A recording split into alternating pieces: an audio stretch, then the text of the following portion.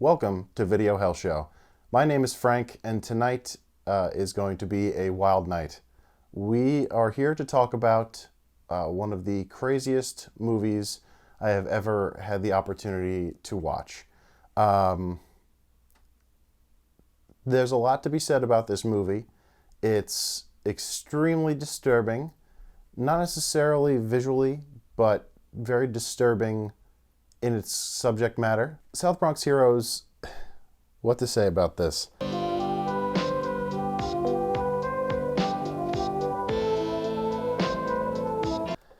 This movie, we'll start with, this movie stars none other than Mario Van Peebles. You hear the title South Bronx Heroes, I think it brings to mind that he might be fighting for the Bronx, that he might be doing something to aid the Bronx out of a particular situation, or maybe uplift the Bronx's stature, perhaps, and he might work with a group, maybe a group of heroes. None of that is true. None of that has anything to do with the movie.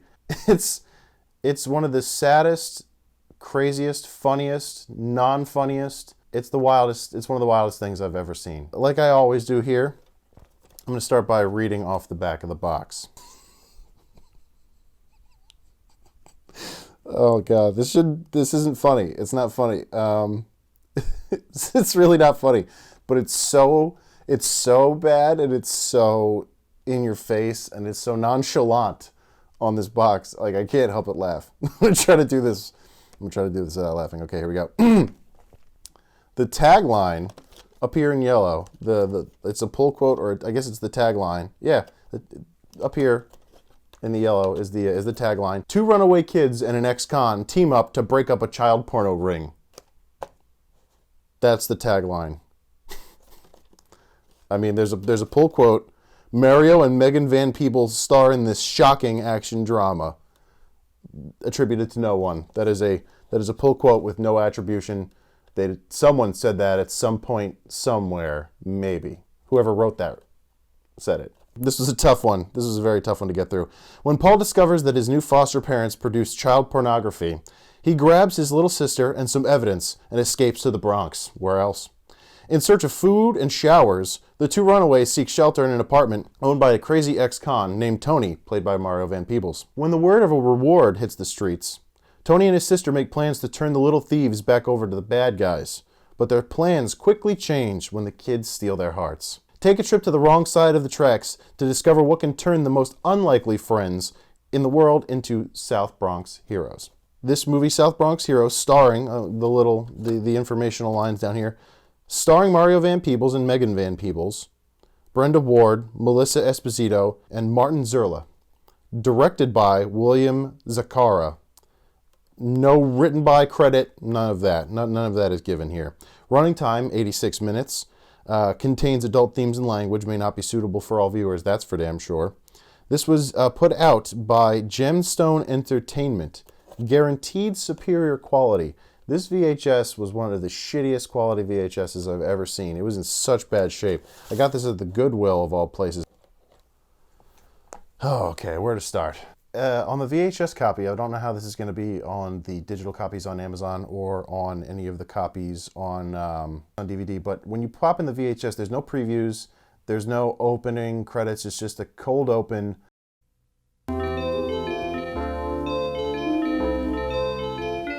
On a little kid named Scott who's drawing a picture, and I don't want to put this. So the music playing during this scene as we push in on Scott painting or drawing this little picture is the wildest song. It sounds like this is something that they got made for the movie. I don't think this is an actual song. Sing a song, happy song, sing it all day long. Happy people smile all the time. So that's one of the first things to note. As soon as I heard it, I laughed because I didn't know what the hell was going on. I didn't read the back of the box before I watched this movie, so I didn't know what I was in for. I wish I kind of had, because it would have prepared me, because I was shouting at the screen when I realized what was happening, and it didn't take you long because they get right into it. So the kid goes downstairs, and there's this guy who had called him, who you find out later is his foster parent, his foster father. Scott, where are you?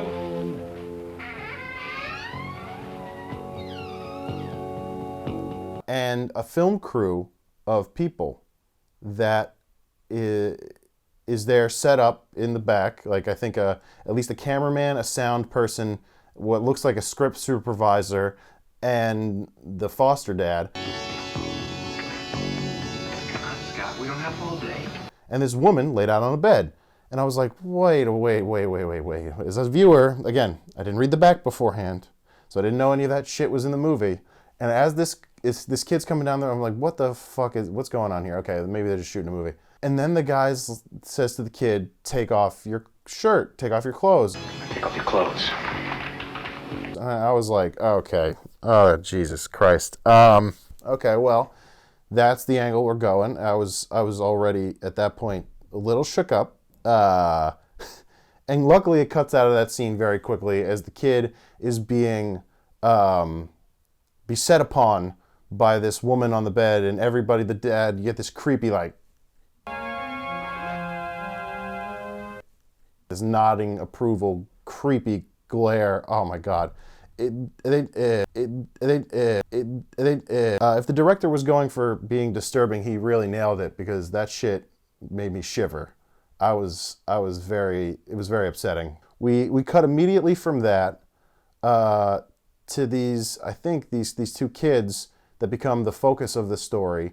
Paul and his sister Michelle, you find out their names a little bit later on. They're walking, they decide to leave the foster home, because apparently a lot of kids live here, and this fucking creep who makes these videos, find out that the dad, or I forget, Mr. Bennett, his name is. We find out that Mr. Bennett wants to involve Paul's sister Michelle in these videos. They find out, and Paul says, we got to get out of here. So they run away. When we get Paul and Michelle walking to what sounds like 16-bit or like 32-bit Nintendo music.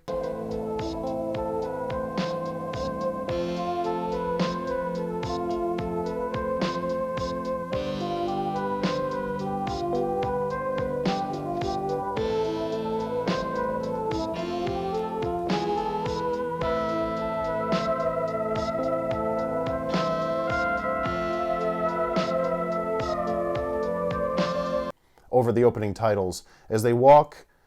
I don't know, it looks like they're walking through like foothills of Pennsylvania or something, maybe.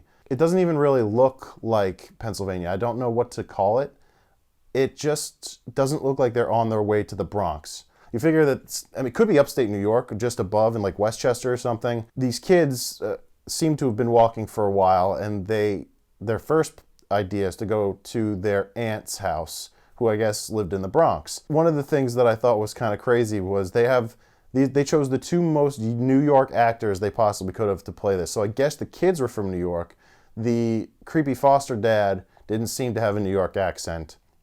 But these two kids, Paul and his sister, Michelle, both seem to have very strong, maybe Brooklyn accents. What are you talking about? Paul wouldn't go anywhere without me.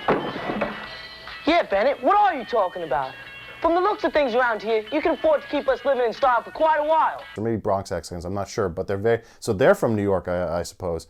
And they go back to the Bronx to try to find their aunt. As they begin walking into the Bronx, you see no intact buildings almost. Like every building that goes into frame looks like it was hit by a bomb. And I obviously was not able to be there in 1985 when this movie came out. Maybe this was shot in like 1983 or 4. I wasn't able to be there. I wasn't born until 1985, but I don't know what it looked like. If anybody can confirm for me exactly if some of these pictures on screen look like how the Bronx looked in the 80s, I'd love to know. And I'd love to know, because I know this was shot in New York, so it probably is the Bronx, but how bad could it have possibly been? I mean, all these buildings look like they were actually hit during the Blitz in World War II. None of them are intact. There's piles of rubble absolutely everywhere. It's devastated. So I want to know if that was legitimately how the Bronx looked, because it looks like they're going through a legitimate war zone in the beginning there. After we get some of those kids walking into the Bronx, we finally get introduced to, a few minutes into, Mario Van Peebles' character. We don't know his name yet, but his name is Tony.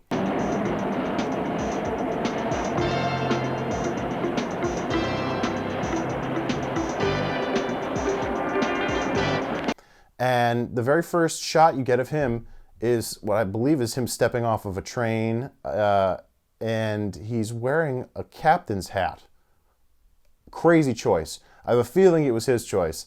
I don't know who in their right mind would have made that choice, but this character, you'll come to find out, is very, very funny, or at least he thinks he is. So he's wearing a captain's hat, and then, not too long after that, you find out that he carries around with him everywhere he goes a pet ferret. Come on, JR. Come on, baby. Come on, Jay.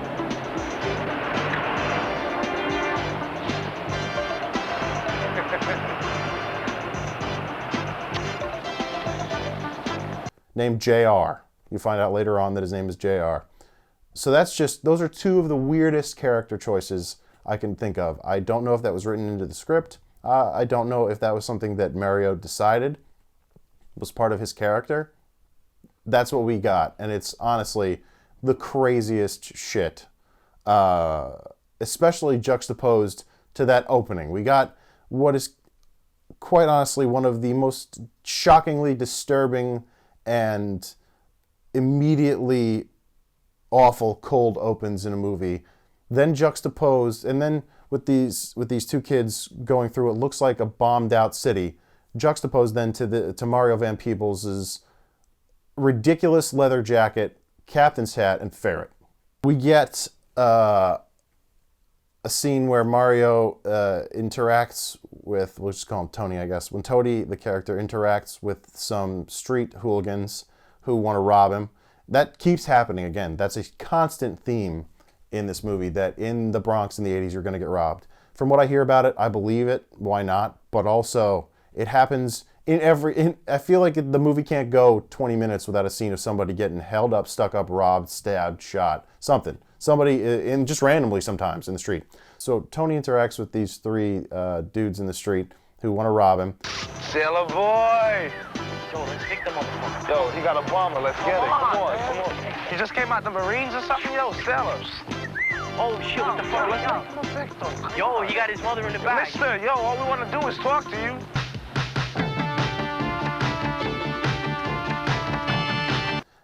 He pulls some of his trickery. He kind of reminds me of Robin Hood of sorts. He's very tricksy, trickstery.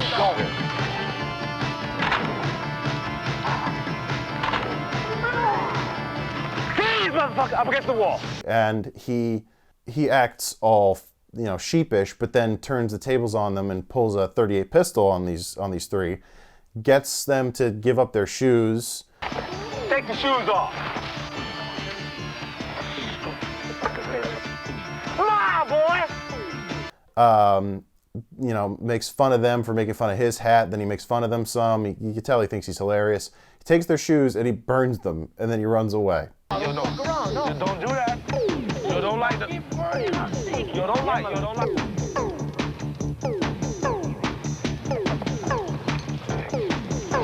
Damn, the stinkers, get him. Come on, Jay, let's do that. Come on, take a sneak. Which, again, it's weird, and it's so... You're wondering why any of this is happening. I guess they have to set up this character, but we had just gotten these opening scenes with these other characters. So strange. We go back to the kids, and Paul and Michelle, and they are searching the Bronx for their aunt, find out that she is no longer in the building. Looks like it's been abandoned for a very long time. So they go and try to find some shelter. They find an abandoned building and a basement that looks, I guess, clean enough compared to where they were and looks safe enough. So they go in, they set up a camp there, and Michelle finds this little cat that she ends up, I forget, she names it like Larry or something like that, or Lenny, or... Know what I'm gonna call him? What? Freddy. Freddy? Yeah, that way when you call me Freddy Cat, I think you're talking to him. She just finds a cat, so I guess it's just good that she ends up finding something to kind of at least help her through this, what has obviously already been an ordeal and will continue to be. I don't think you find out till later that she's kind of blissfully ignorant of what was going on at the foster house, but Paul was very cognizant of what was going on, and he was trying to make sure that that either he or his sister were not going to participate, obviously, in any of that terrible shit. Cut back from that to Tony showing up at his sister's apartment. It used to be his apartment as well, you find out. And he he says this candygram line when he goes up at the door that it just made me laugh out loud. It's so ridiculous. Who is it? Candygram. Especially considering what you saw in the previous scenes, made me laugh straight up out loud. I'm ashamed to say. So there's this mildly confrontational relationship, like a poking back and forth relationship between Tony and his sister. I can't even remember his sister's name. I don't know that they ever say it. They probably do, just can't remember it. So it's just the sister Van Peebles. I'm just gonna call her Megan Van Peebles. I don't know her. I can't remember her name in the movie. You find out that Tony had been in a Mexican prison. Now he's back. He then goes about offering a present to his sister and scares her with JR in a box. I got you a present. I missed you in Mexico, and you always wanted a mink. So I got something from you. Come on, open it up. Go ahead.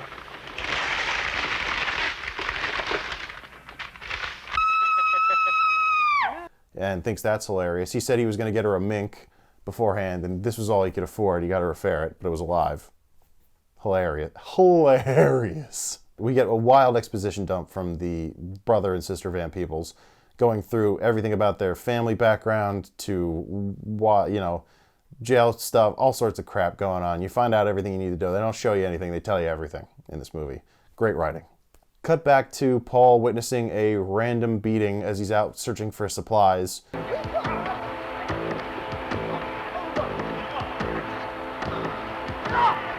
The beating turns into a stabbing, which is actually quite violent and a little bit terrifying.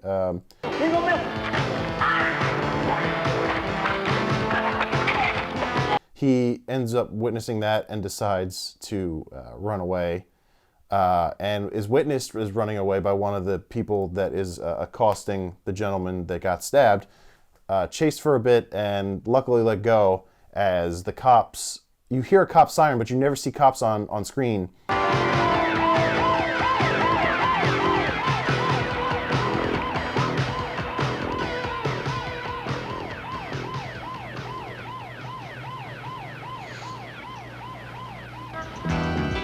They just played a sound effect and the guy runs away, and the kid they just never show anything having to do with the police, so the guy just runs away from a cop sound, which is lazy and cheap and so shitty. Who needs money when you got glide in your stride? Who needs money when you got glide in your stride, pep in your step, and class up the... Tony! We get a scene where Van Peebles is dressing up in his grandpa's old clothes, and I think he's going to go out and celebrate something, or he's just decided to get dressed because he likes to be sharp. He says, "My grandfather's clothes, these will come back in style soon, watch." And then he serves his sister some brown champagne, which is a bottle of Pepsi. I got brown champagne. Huh? 1984, good week. And that made me laugh. Can't lie. It made me laugh, but also, again, it made me question what the hell the tone of this movie was supposed to be. It's got this serious, awful storyline on the one hand, and this funny Eddie Murphy in Beverly Hills Cop-esque Bugs Bunny Joker on the other hand. And it's oil and water. They just don't mix. The acting out of Megan Van Peebles when she starts talking about what happened to their grandfather, that he slipped on the ice and or he slipped on some ice, or he fell in the house or something and he died. Tony, Grandpa had an accident. He fell on the ice. They let me take him home from the hospital. So I brought him here. They said I should have a nurse to take care of him. I barely had enough money to pay for the medicine. I had to go out to work. He was alone, and he tried to walk. I found him here, lying on the floor, dead. And the acting, she's doing all of the acting in this scene. It's so bad. I'm sorry to say. Van Peebles is not bad acting at it. Mario is not a bad actor. But Megan in this scene was really going hard. And you could see she was really trying. I guess A for effort. So Tony is understandably upset that his grandfather has died, and we get a flashback to him when he was a kid with his grandpa in the park, learning some life lessons. You really can't understand what the kid version of him is saying at all. The grandfather, though, no problem understanding him. But in that scene, we get another attempted mugging where some hoodlums come up and try to rob the grandfather while he's with his grandson in the park. Yeah. What kind of a man was he? What kind of question is that? I don't know. Uncle Derek called him a fool. Said only fools get themselves killed. Your Uncle Derek said that to you? Yeah.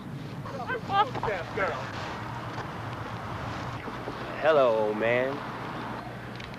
Why don't you just reach into your pocket and let me have your wallet? Excuse me? And I think this is where you're meant to understand that Tony learned his way about him from his grandfather, who then acts, sheepish and scared, and then whips out a .38 on these guys and sticks the one in one gentleman's crotch. Please, mister, please don't hurt me and my grandson. I'm not going to ask you again. Now hand over the wallet. Don't hurt us, mister. I don't like nobody bothering my money. Get. When you talk to me, you speak clearly, distinctly, and you call me sir. Is that clear? Yes, sir. You take a hike and don't you never ever come back in this neighborhood bothering me or my grandson, or I'm gonna blow your nuts into so many little pieces that squirrels can't find them. Now get! Which is, I guess, effective. And then decides, to tell them to get on their way, which they obviously do. I suppose that's where you're meant to learn that they're very similar people, and that's where Tony had learned it. And then Granddad hands the loaded .38 to young Tony. Here.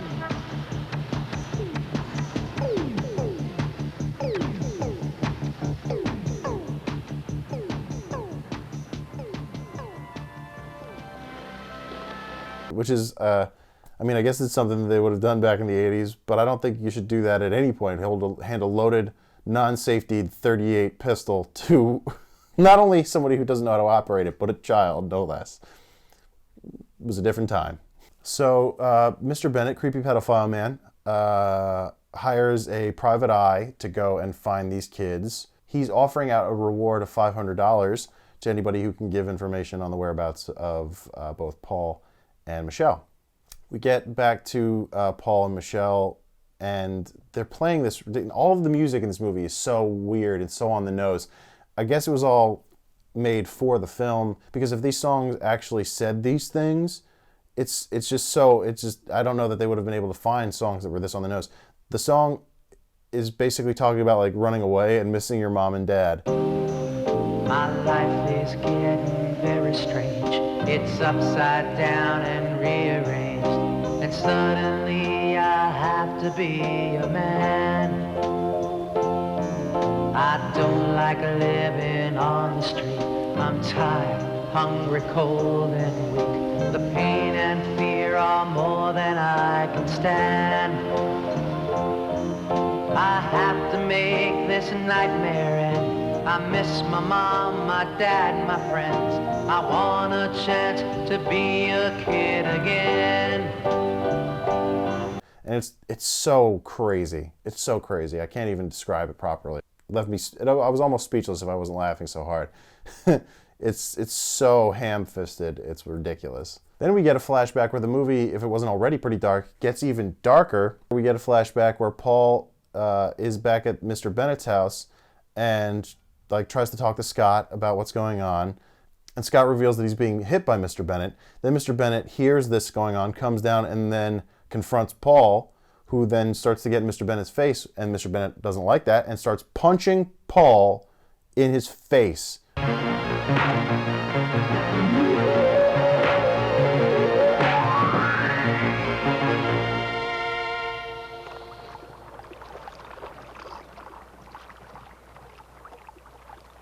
A kid who's in his early teens starts punching him in his face, which is just again, the darkness level of this movie keeps ratcheting up. Hard cut back to Tony making jokes again. Hey, Candy Hips, what's happening? Nothing. I was just throwing you a compliment. Look for a job. Don't you know that unemployment is up? If I were to get a job, I'd be taking a good job away from some poor guy that really needs one. I couldn't do that. Besides, no one makes money doing a good 9 to 5 anyway. Shut up. That time of the month again, huh? I don't know what the hell is going on in this movie at this point. It is just... It's like getting... I don't know if you've ever gone to a sauna where you're in a really hot room and then you jump into a really cold pool, but it's like doing that over and over and over again for an hour and a half, or 88 minutes, 89 minutes, however long this shitty-ass movie is. It completely feels like two separate movies going on at once that have loose to absolutely no connection until, I want to say maybe 25, 30 minutes in, it feels like an eternity, we finally find the story thread that links these two together. So finally we get a story connection when Megan Van Peebles mentions to Tony in the apartment that this private eye has been going around. She calls him a cop, but you see no evidence of that anywhere in the movie, so I'm just going to call him a private eye. Notices that, or mentions that he's been going around offering $500 for these kids and to keep an eye out. It's seriously a throwaway nearly line, and it's seriously nearly just a throwaway line, and that's all we get. It maybe 25, 30 minutes in, just back and forth between joking Tony and these kids in the worst situation possible. And then this is how we finally find out that there's going to be some connection. Tony once again interacts with those same thugs that he had to burn their shoes earlier, and this time tricks them again and burns their... actually, I'm sorry. This is the third interaction. The second one, he ends up running away from them. And the third one, he ends up burning their clothes, which, again, while making jokes, this dude's fucking hilarious.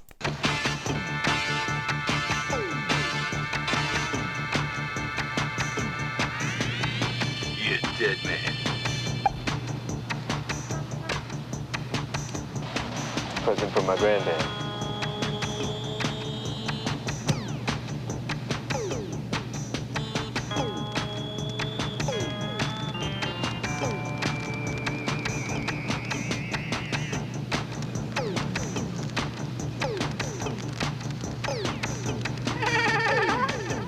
We get, during that scene, a very interesting overlaid laugh for the ferret. Again, the choices, both the editors, the director, everybody, acting, everything in this movie, wild choices being made. Back to weird music choices, there's just like wandering electric organ. It sounds like somebody fell asleep on an organ while playing it.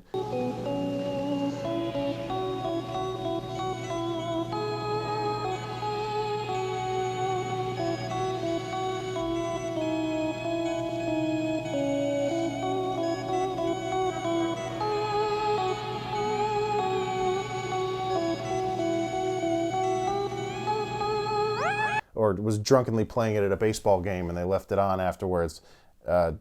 There's no continuity in the music choice. And I guess you could say it's appropriate because, again, it's so on the nose that I guess you couldn't help but say that it is appropriate in some way. We get a quick scene where Paul robs a woman, but we don't see of what, and we find out that he goes back and gives his sister a pair of designer jeans. Yo, get back here! Stop him! He robbed me! Designer jeans. They should fit. I'll go try him on. How they made a point to say designer jeans. Oh, Paul, designer jeans. We're living in a fucking crack house in the middle of the bombed out hood, but don't worry, you got me some designer jeans. Nobody's gonna stab me for these. There's a breakdancing scene in this movie, apropos of absolutely nothing, where we get Mario Van Peebles' very questionable rap music, and I say questionable because it's questionable in terms of its quality, to a breakdancing scene with a bunch of random people that you don't even see Mario for like a good solid minute or two into the scene. Time to go on a musical game. Time for the instant to take revenge.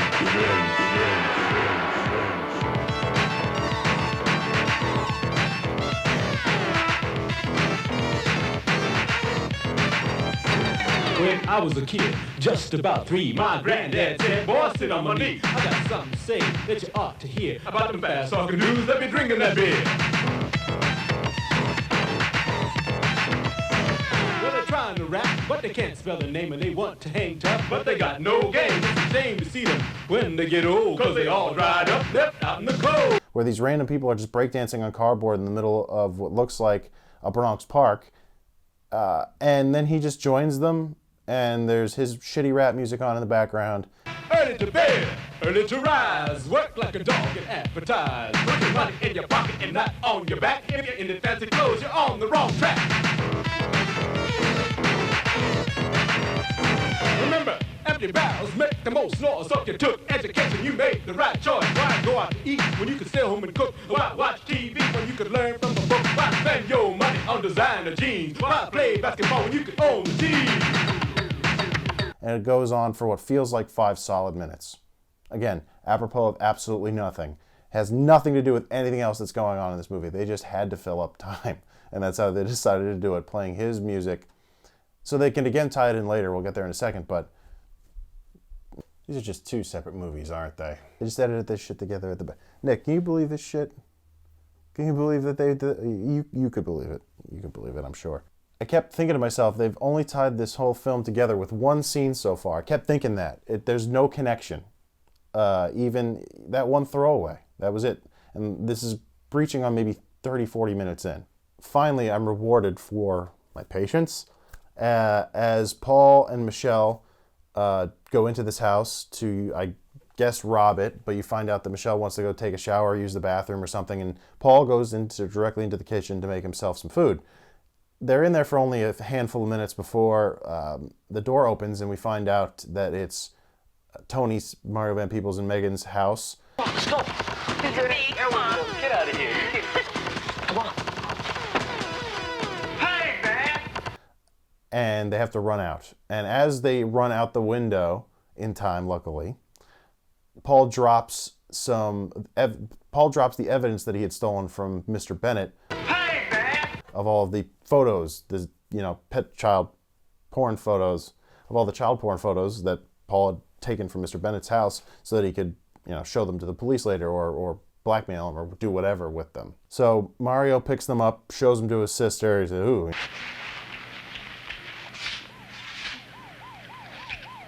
Look at that little kid. Oh, that's sick, Tony. Kitty porno. So Mario picks up these photos, thumbs through them, making gross faces, shows them to his sister. They're both horrified. Then we get a scene where Paul and Michelle get back to their hiding spot. Paul realizes he had dropped the photos, so he has to go back. Michelle begs him to go with him, but he says, "No, you got to stay here. It's not safe. I'm going to go back." He goes back, gets caught by Tony as he goes to try to get the pictures back. Looking for something? And of course, Paul has to spill the beans to Tony about what's going on. As Paul is discussing what's going on, we get cut between him talking to Tony and Tony's sister, who was also his real sister, in the kitchen listening to Mario Van Peebles' rap song that we heard during the breakdancing scene on her Walkman, and she's dancing to it.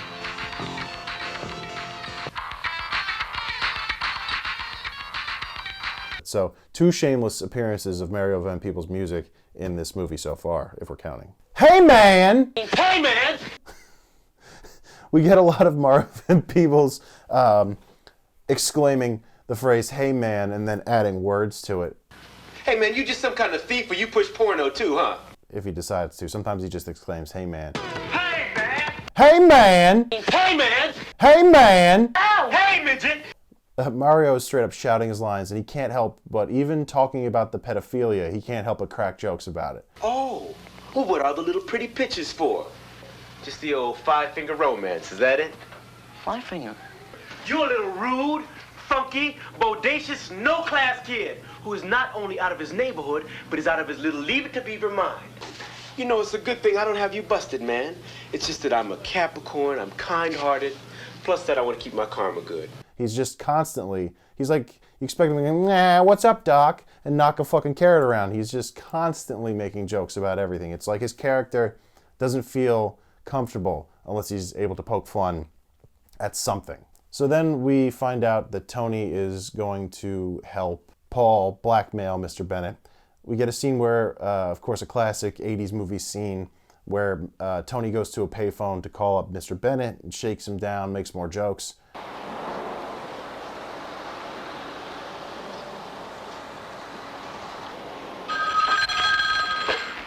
Hello? I'm calling about the 2 kids. What 2 kids? Let's play dialing for dollars. Behind door number 1, do I hear a reward? Okay, I get the kids, and you get your $500. $500? Man, I spend more than that on Pac-Man in a week, let alone if I play Donkey Kong. You know, everybody's putting down my clothes, man. They say I look like a bum, so I want a new double-breasted Armani suit with a Brooks Brothers tie. My sister's tired of watching them Flintstones in black and white, so we want some Yabba Dabba Doo in color, baby. I want one of them big Japanese TVs, you know, with all the gadgets and shit, that remote control stuff. I tell you what, man, put another 0 on that. I'll make you a break. Make it $5,000. $5,000? Listen, I'm in no mood for practical jokes, okay? And shakes him down, you know, with the photos, obviously, for $5,000, which you find out Mr. Bennett's agreeing to pay because he doesn't want to get found out by the cops. So after Paul gets back from discussing all of this with Tony, he tries to find Michelle for like the 2nd or 3rd time when he gets back to the hideout. He keeps coming back and she's like hiding and he keeps yelling at her. So he gets mad at her again, but then they apologize real quick. And we get a scene where they both sit there crying about the fact that they don't have normal lives. I can't stand it anymore.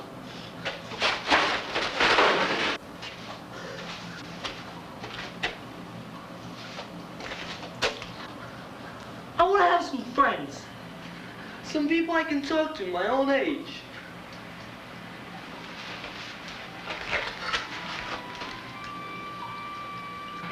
I want to go on dates.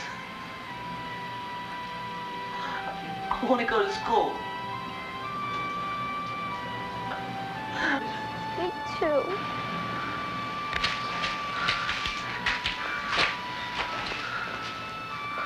And lamenting the fact that they don't have normal child lives, which I sympathize with. They definitely don't, and they definitely should.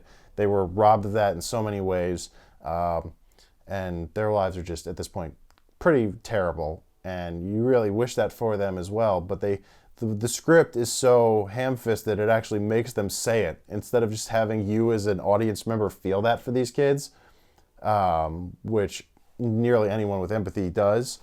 They actually exclaim it so that they make sure you understand what you're supposed to feel during these scenes as well, just in case you weren't sure. We get a scene at some point, and I forget exactly where it fell in the movie. I think it was like midway, maybe around this point, where we get a flashback to Paul and his father talking, and his father was reading to him at night, and he seemed like a pretty good dad. We find out that Paul and Michelle's mom died, and that kind of drove their father to the bottle. We get another scene later on where Paul and Michelle are both in a bar with their father. Paul is awake and at a table. His sister is on a bench asleep in the background, but they're at a bar where their father is getting wasted. The dad's talking to the bartender about whether or not he's abusive. He said he's getting let go from his job because he's got an abusive personality. He's like, "Do you think I have an abusive personality?" And just as that's happening, Paul walks up and goes, "Dad, do you think we could go home? I have to go to school tomorrow." And so does, Michelle. Dad? What? Can we go home now? Michelle and I have school tomorrow. And the dad grabs Paul by both sides and starts shaking him. He goes, "I'm not abusive. You think I'm abusive?" How many times I tell you stop interrupting when I'm talking, huh? How many times? "Stop talking to me. You can't be talking to me." He starts going nuts. So he's obviously abusive. Again, so ham-fisted in terms of writing. As this is going on, both the bartender and other patron stop him and say, "What are you doing? You want to pick on somebody your own size? Don't pick on that kid." Hey, Mac. Why don't you leave the kid alone? Go home, it's late, you had enough. Who's talking to you? Why don't you mind your own goddamn business? I'm talking to my son here. Come on, go home. Hey, both of you, come on, listen. I don't want no fighting in here. Hey, and look, you've had enough. And these kids, they should be going home. Just get out of here. You see what you have to do to spoil a damn conversation? I wish it was you to have done instead of your mother. Hey, big hands. Why don't you pick on somebody your own size? My own size? Come on! And he's like, "Oh, he's my son. I can talk to him however I want. You can't talk to me like that."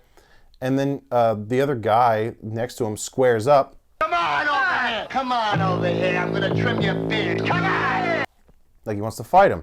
So Paul's dad whips out a knife drunkenly, and as they get into a tussle, the other patron turns the knife on Paul's dad and stabs Paul's dad in the chest.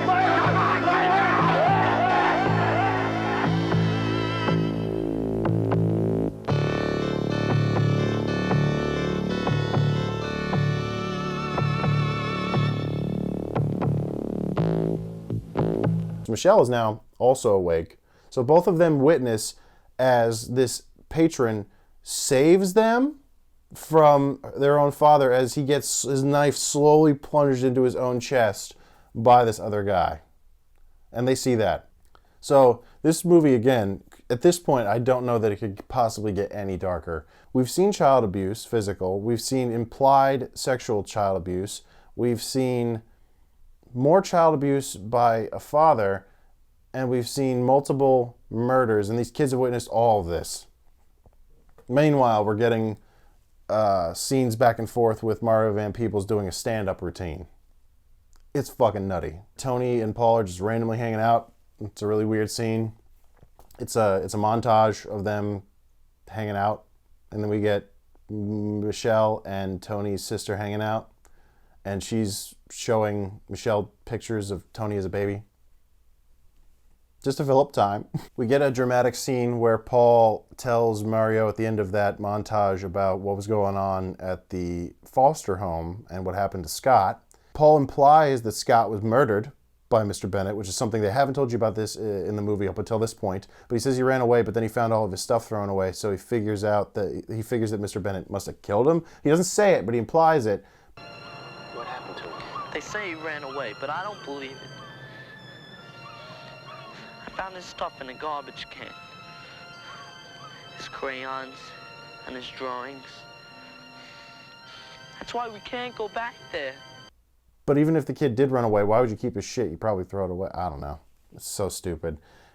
The dramatic acting by that actor, Paul, is just, he's trying his hardest. It's really bad, though. He didn't talk much. I guess his parents were dead. He never really talked about them. His whole back was covered with scars, like someone beat him with the belt. I asked him what happened, but he wouldn't tell me. I knew what happened.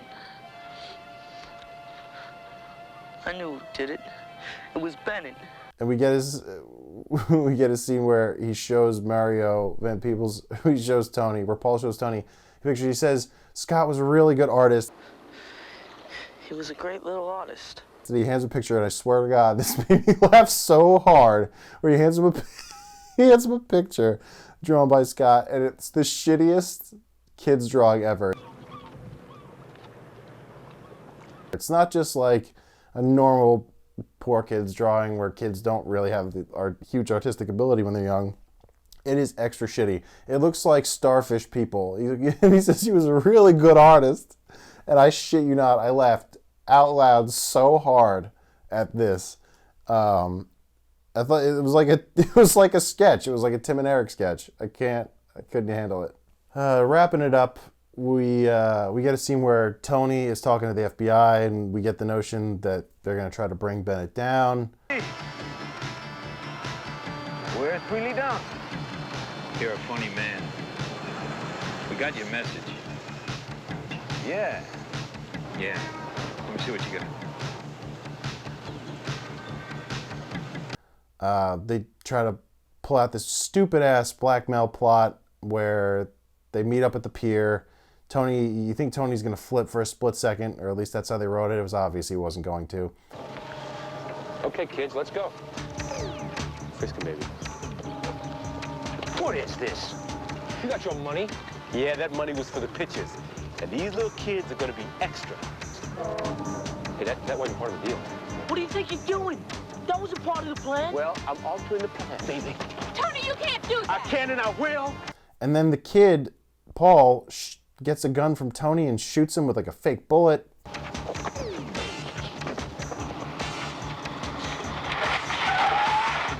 Man, if you shoot me, they're gonna put your little ass away for good, baby. For good. I don't care!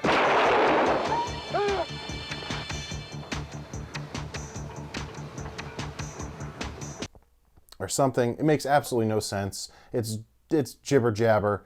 All so that Bennett would pay Tony. But after Bennett paid Tony the blackmail money, that's enough for the FBI, or the money evidence and the photos. That's enough, to put this guy away. But for some reason, they also had to, for the benefit of Mr. Bennett, show Paul shooting Tony, I guess to make enough time for the FBI to get there, even though they were waiting like feet away. Makes absolutely no sense. It's the wildest shit. Movie wraps up at that pier where the kids, you find out, are going to go with the cops to where? We don't know. I guess another foster home. And they're explicitly not going to be staying with... It's explicitly said that they're not going to be staying with Mario and Megan. But... So I guess that's not a satisfying wrap up to what the fuck is going on in this movie. It is the least satisfying thing I can think that happened. That at least there's a possibility that could happen all again now that they're going to go back to the foster system, because there's been no resolution in terms of finding their aunt. So they're just going. And what would have been a great happy ending is if like Mario and Megan had adopted these kids. That's not going to happen, because the very last line Tony says to Paul, "Oh, you guys can come, you shower and sleep on my couch whenever you want." Hey, Michelle. And next time you and Paul want to take a shower, give us a call. I'll even let you come in through the front door instead of using the window. All right?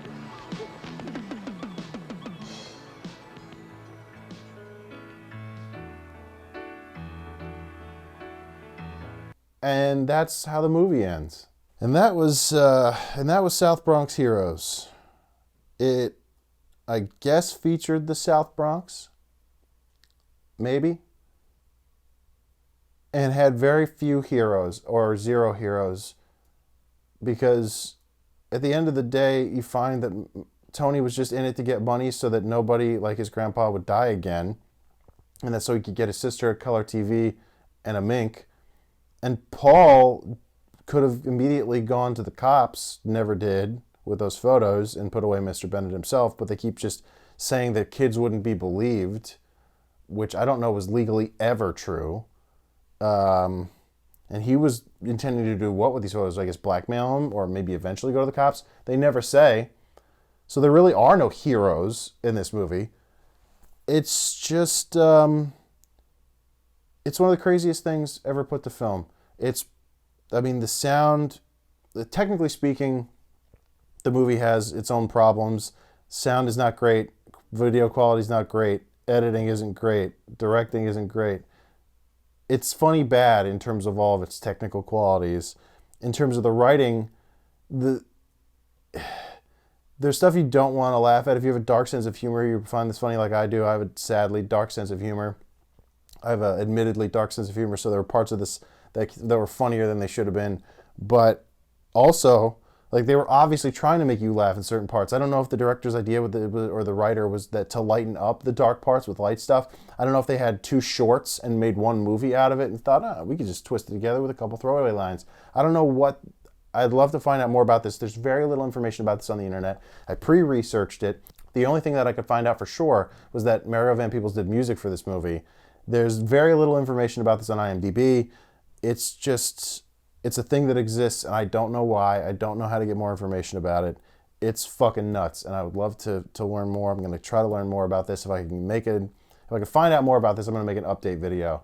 Do I suggest that you watch this?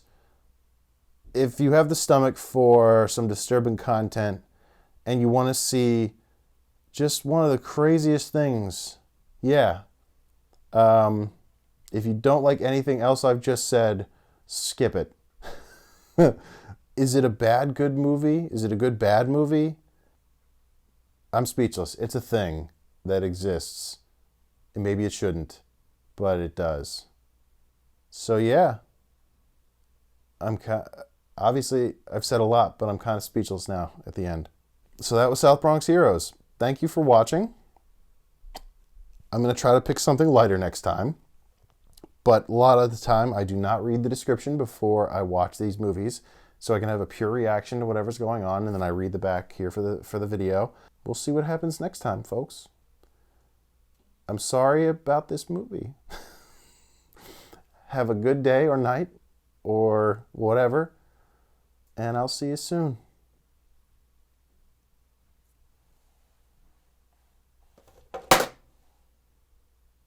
Bye.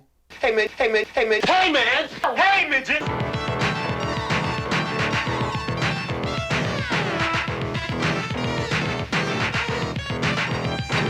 When I was a kid, just about 3, my granddad said, boy, sit on my knee. I got something to say that you ought to hear about them fast talking dudes that be drinking that beer.